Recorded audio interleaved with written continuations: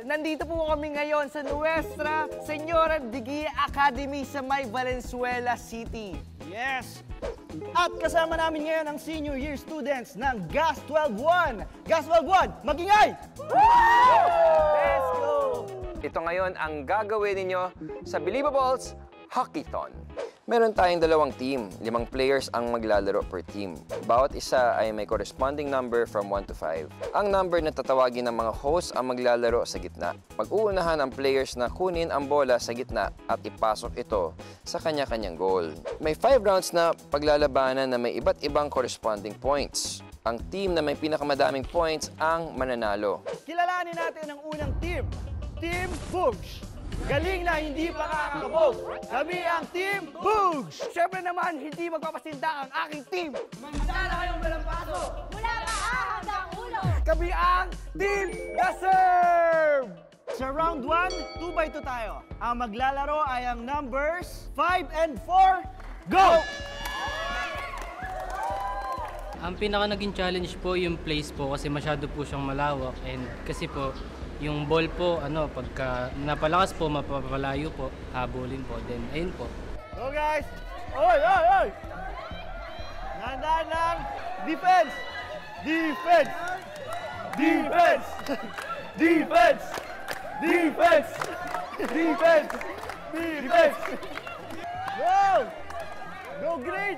Oh! Nice one! Nice one! Okay! 1 point for green team! Let's go! Simulan na natin ang round 2. Round 2! Ang maglalaro ay ang numbers. Number 2 lang! 1, 2, 3, go!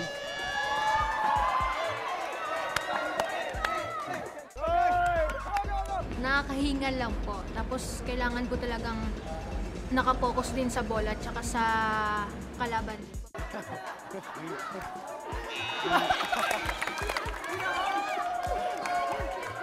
Score recap muna tayo.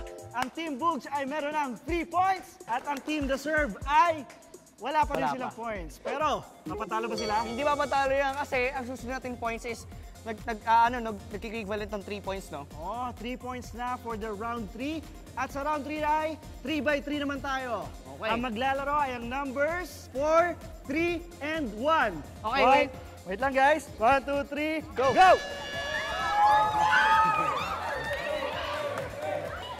Madami. Si number 3 din. Kasi siya yung nakikita kong maliksi tapos mabilis gumalaw kaya nahirapan ako habulin. Oh!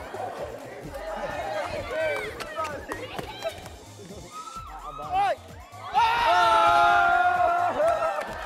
At syempre, ang Team Boogs ay meron pa rin 3 points. At syempre naman, ang Team The Serve ay meron na ding 3 points. Woo! So itong susunod na round natin ay round 4 na po mga ka-I Believers. So 2x2 po ay maglalaban. Okay, ready guys? Ang maglalaban ay numbers 5 and 4. Ready, go! Para bang lugi po kami sa lakas po. Lalaban. Sabi ko po sa kanila, enjoyin na lang po yung game. Oy, medyo slow pace ngayon ah. Oy! Oy!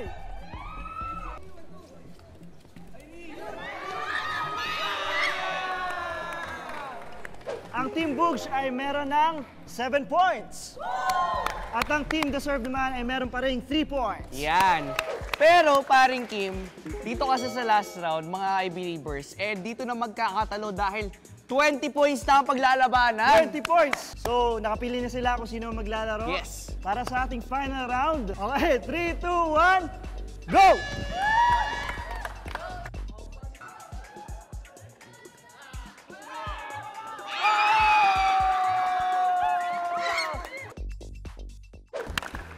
Ang nanalo, kitang-kita naman natin sa final round with 27 points, ang Team Boogs!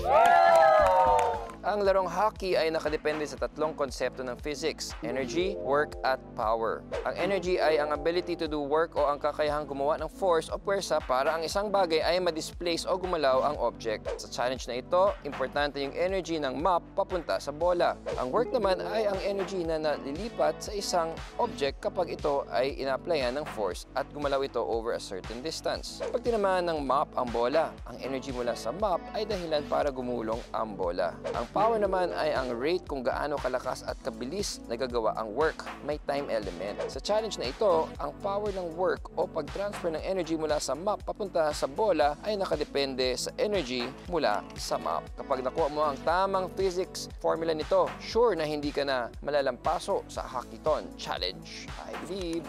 Abangan nyo pa ang maraming fun and brain-bending challenges na naghihintay dito lang yan sa I Believe!